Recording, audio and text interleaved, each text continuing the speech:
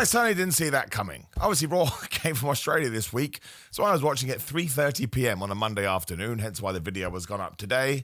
And I kind of looked left, and I looked right, and realized I was by myself, so what the flub am I doing? And I was like, well, bravo, WWE. You just took a massive risk, although, as always, we can never trust it when it comes to Seth Rollins. But if you are here on the wonderful Monday, please do like the video, share the video, and subscribe. The classic YouTube nonsense, I'd really appreciate it. But yes, let's just put a little bit of water on this fire just in case. Because what did Seth Rollins do a few months ago? He pretended he had a knee injury, and he did not have a knee injury. He was doing this in order to screw CM Punk. Now, I hope the WWE doesn't do it, right? It's much more interesting, Bron Breakker and Bronson Reed going out on their own with Paul Heyman, because it's so easily justified. Like, as soon as they did this, and my surprise had died down, I was like, what has Seth Rollins been saying this entire evening? I did it by myself. I don't need anybody else. I'm the best. I'm the man. I'm the greatest of all time. Screw you, screw you, screw you. Roman Reigns, he needs friends. Cody Rhodes, I had to be his friend. I don't need friends. So Bron Breakker should have been like, all right, just kill this guy. Like, I'm offended by what you just said. Also, it's one thing to pretend to injure yourself in a match with LA Knight, but I mean, it did work in 1998 with the Survivor Series, but for the Vision's plan to sit down and say, well, you know, we could just destroy CM Punk, which we quite literally just did before this turn, but Bron, you spear me just to trick some people and pull the wool over your eyes.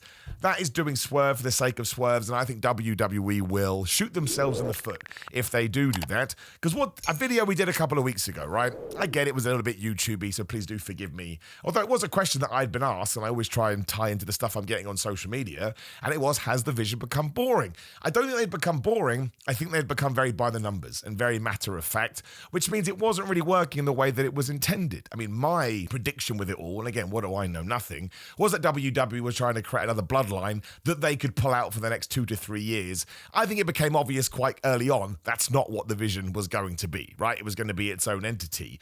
So if you do feel like it served its purpose, pull the trigger. Get it done. There's nothing wrong with that. It's like when Bronson Reed beat Roman Reigns. So many people are, oh man, why Bronson Reed? Give it a go. If it doesn't work, okay, you tried and you try again. But when you just stick to the status quo, wrestling gets so boring. I mean, we were talking about that like 2 months ago, and the end of Raw was the same and the same and the same. Do something different. You're allowed. You have 52 weeks of TV a year. So I was a huge fan of this. And of course, it could still be a ruse and it could still be a trick. But the way that Paul Heyman sold it as, I don't know what's going on, and Bronson Reed sold it as, well, I don't know what's going on either, mate. And then in the moment, just decided, I said this on Ups and Downs, make sure you check it out because I do believe it's going up on Monday too. What sheep are they? They were like, well, I don't want to not be invited to the party. And they just tsunamied the man, and Paul Heyman then raised their arms up in the air. I think it makes the Seth Rollins character more interesting. I think Bronson Reed and Bron Breakker, like I say, have complete justification given what Seth Rollins spent 2.5 hours doing on this Monday night. And it also adds credence to the chat that Paul Heyman had with them at Crown Jewel when he said, well, let's see what Seth Rollins is going to do here and let's see how he's going to react. And they didn't like it. Bron Breakker can be like, I was already a star before you, Seth. You've done nothing for me. I was the IC champion. Bronson Reed can just be like, oh, listen, mate, I just beat Roman Reigns and you weren't even around because you were so damn worried about your Crown Jewel title match. It's brave, right? Stupid word to use, but it's a risk is a much better thing, but I'd used that word already and like to try and pull words out of my vocabulary. It makes Raw more interesting. It makes Seth more interesting. It makes the whole Punk thing more interesting. Just because you're doing CM Punk versus Seth Rollins doesn't mean both guys have to be stuck in these very specific roles. You can have some fun with it. And if the goal is to turn Bron Breakker and Bronson Reed into bigger stars, this is how you do it. Bron Breakker coming out and being, screw that guy. Not, oh, I'm just doing his bidding because I'm a zombie. Way better for his trajectory, and actually ties into a bigger conversation that happened today. It was in relation to Javon Evans and Leon Slater. But why can't we make stars now? Like he said to Bron Breakker, you're the undisputed future. And I actually made a note. Listen, I didn't expect the twist was coming, but I made a note going, why isn't he the now? He's Bron Breakker. He's already proven over and over again. Maybe he needs to get better at promos, but I actually like his unhinged promos. I think they're very, very entertaining. You just have to allow him to be a crazy person. This was the right thing to do, and it was a superb ending to Raw, and it got everybody talking. There wasn't a rumor, there wasn't a murmur.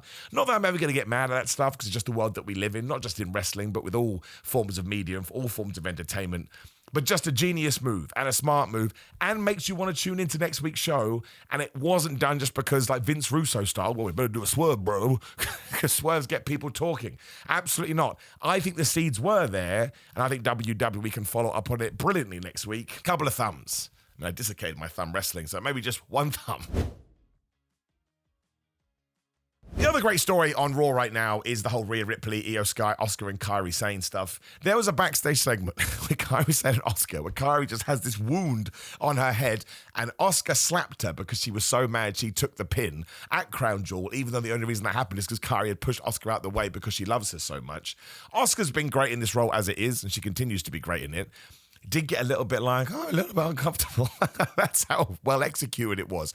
She's just so horrible. And then we have the match. Well, no, Asuka put her in the flipping match. She was the general manager for some reason. So it was Kairi Sane versus Rhea Ripley. And the commentators told us, Kairi's fighting with so much pizzazz because she's terrified of Asuka. It was so damn good. And Io Sky is there, and she starts fighting with Asuka, much like they did at the weekend, just punching each other right in the face. And of course, Asuka tries to interfere, and Kairi Sane says, Io Sky says no, and then Kairi Sane gets riptided 1, 2, 3. But it did end with Asuka DDTing Rhea onto Alan the announce table after Kairi had hit her with a kendo stick because she has Stockholm syndrome, basically.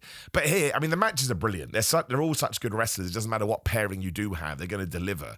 But they get their roles, they perform their roles to the best of their ability, they're having fun with it. Like when Io Sky saw Rhea Ripley won, she was like a cartoon, but it was absolutely lovely, which is a dumb word, but if you see it, you know what I'm talking about. And seeing Asuka and Kairi Sane there at the end, and Kairi just sort of be so desperate for wanting praise, because it means she's probably not going to get whooped again. It's really, really good. And again, the match of the weekend was good. This was good. I don't know where it ends. It kind of feels like we want to get the tag team belts involved, but, Charlotte and Flair and Alexa Bliss are nowhere near that. Do you do something with the world title eventually? Do you need to? Not everything has to be for the world championship if you have a good story, which they do. But they really are smashing it out of the park, and it's super interesting because you would kind of assume that Kairi's going to turn her back on Asuka if you went for a more traditional narrative. But I also don't think that's going to happen, which basically means I don't know. So it has jeopardy. So once again, they've totally smashed it. But really, really good. I do enjoy it. It's very uncomfortable, but I think it's meant to be. And Asuka, as far as I'm concerned, is one of the best wrestlers in the world. Screw men, screw women, full stop. One of the best wrestlers in the world. I mean, she is so flipping good. I also like all the Jey Uso, Jimmy Uso stuff, which ties into the main event. I mean, Jey basically told Jimmy, I know you're fighting Bronson Reed, but Roman Reigns was right, even though I hate that guy, because it's always about him. I've got to watch out for myself. Last time I didn't, I lost my world championship. Then you get Jimmy Uso versus Bronson Reed. Jimbo's big plan is, I'm going to pick you up, Bronson, and he can't do it. He loses his back. Tsunami 1, 2, 3. And as soon as Bron Breakker is out there to destroy Jimmy, out comes Jey. What a great character, right? I don't know what direction it's going to head in, but he has heel tendencies. He's got edge, not Adam Copeland. He went to AEW. But deep down in his heart, it's like Star Wars, man. He can't watch his brother get beaten up. He can't do it, which means he'll never truly be Roman Reigns, because Roman Reigns wouldn't even think twice. He's Celine Dion. And I just like that, because Jey Uso was fighting for his life in that main event. Like, he desperately wanted to win. I don't know, there was just something very intriguing about this. I felt like it had depth, as much as any wrestling story can have depth. Where it goes, I don't know, because again, Jimmy Uso lost. We didn't see him again, and he got killed. That Tsunami is a gunshot, right? Jey Uso was selling his tum-tum in the main event, because again, he got smashed here as well. He did kind of have the match won. It was more that he screwed over LA Knight, I think, in that main event. Because LA Knight hit the BFT. I'm getting confused now. This is why usually I have time to sort of digest. No time whatsoever. But he pulled the ref out, he broke it up. And then those two kind of got into it. So I think we can go back to the Jey Uso LA Knight feud, because then Jey Uso goes to the Uso splash. Punk gets his knees up. BFT, not BFT, GST. GTS, for goodness sake. 1, 2, 3. So LA Knight can now be like, you screwed me over again, Jey Uso. So maybe it's LA Knight that's going to go heel. I don't know, but all of that is really, really good. I think they have taken their time and they've layered it in a way that you can understand and get intrigued by it, which is always good. It was a fine triple threat match. That's a bit unfair. It was good. I just don't think it was more about where we were going to end up and who was going to do what, because now we've justified LA Knight and Jey Uso going off in their own direction. CM Punk wins. Bless CM Punk, because he'll hit one GTS and it'll be the end. There's too many finisher kickouts for me the last few days, but what late to the party, right? It's been going on for ages. That's when we had the Seth Rollins angle. They come out, they whoop CM Punk's ass. They do outnumber him after they've taken out Jey Uso at LA Knight 2. And then, we got the turn. We even had the credits in the corner, the credit box. And then Bron Breakker just spears Jey Uso at Jey Uso, CM Punk. Look at my brain going 100 miles an hour. CM Punk, Seth Rollins, for goodness sake, why do you watch me? I don't know. Bada bing, bada boom, everyone goes crazy. We've talked about it. It was really, really good. But it does mean, again, we've made it official. It is CM Punk versus Seth Rollins. I presume that's going down at Saturday night's main event. What flubbing characters are you going to get? I think we'll do Jay versus LA there, and we'll do these two. And the coolest thing about it is they can all operate within their own bubbles. They can be heels, they can be faces, they can sort of have a bit of attitude. Maybe they can be nice guys, depending who they're dealing with. What Jimmy Uso does, I do not know. So I like this a lot. Like, you can have winners and losers in professional wrestling as long as there's a story to be told. And LA Knight can come out and go, screw you, Jay. I know it's a triple threat match, but I'm still mad at you when I had the match won. And Jay Uso can just be a bag of bones because he's like, why? Why did I come out again? So yes, and I like the fact those two stories interconnected as well. I mean, do the Usos go after the Vision? It has to be Seth Rollins and CM Punk versus the Vision. Can they coexist storyline? But that's a hard sell too. I can't imagine a world where CM Punk would ever team up. Unless they do the whole, well, I just want to be able to beat them up, so if that's what I have to do. That's a little bit lame, but it's all about the execution again. But all of it was good. Good main event, important main event, stakes on the line. And WWE had, gotten away with this one as well because it was quite clear it was going to be these three for the number one contendership. You even could have thrown Jimmy in there. They decided to have him murdered by Bronson Reed instead. But yeah, the whole show and this is just good stuff. We also got Dominic Mysterio versus Penta, which was an excellent match in terms of entertainment. Dominic Mysterio did win by hitting Penta with a hammer. Why then Rusev had to walk to the ring? Rusev had already told us he gets the winner of Dom and Penta, but apparently wants to kill Dominic so much he walked out. Penta does the dive, and Dominic hit him with a hammer.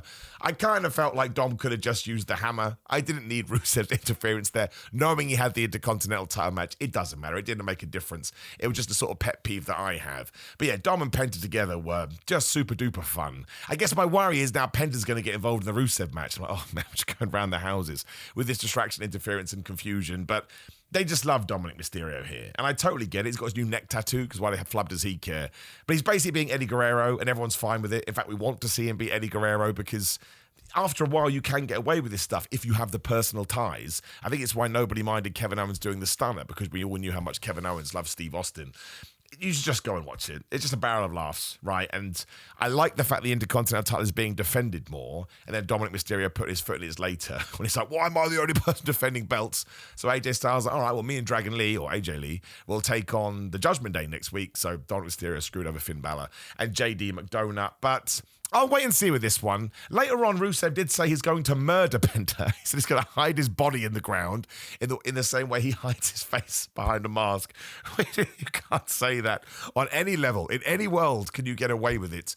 But I like the fact all these people are converging, and I imagine Sheamus eventually comes back and finally wins the IC title, the one belt that's always eluded him. Although the rumor at Saturday's main event is going to be John Cena versus Dominic Mysterio, which I'm way up for.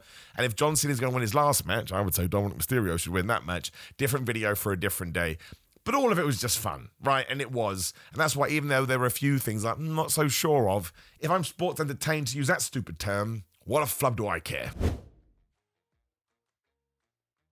Wasn't a massive fan of Roxanne Perez challenging Stephanie Vaquer, only because Roxanne Perez had lost to Bayley and Lyra Vaquer like 20 minutes earlier. She had been the person that got pinned. This always annoys me when a heel goes out to a babyface and says, Geese title shot, give me a title shot.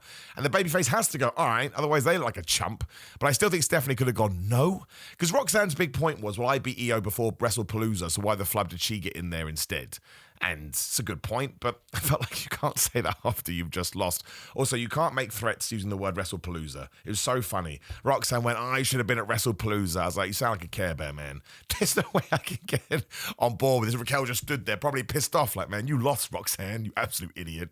Stephanie Vaquer is great, though. Her endearing I'm learning English promos are wonderful. And everything a babyface should be. I'm trying hard, I care, I want to do good. That's all we need. It's really not a big deal. It'll be a TV program, and they'll have a great match because Roxanne Perez is brilliant and Stephanie Vaquer is brilliant. I just want Stephanie to have more sort of proper big storylines she can throw herself into, much like the Rhea Ripley stuff. I think we want to bring that across.